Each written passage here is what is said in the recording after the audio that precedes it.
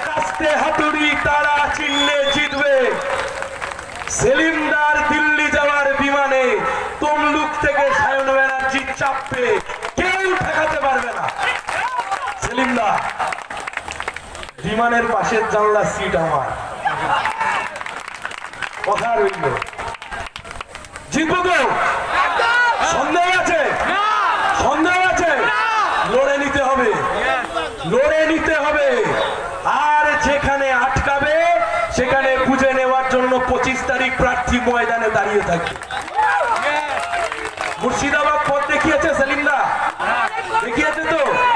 নন্দীগ্রামে আটকে ছিল তো? গুরু পথ দেখিয়েছে, পথ আটকে ছিল, শিষ্য পথ ভেঙে দিয়েছে।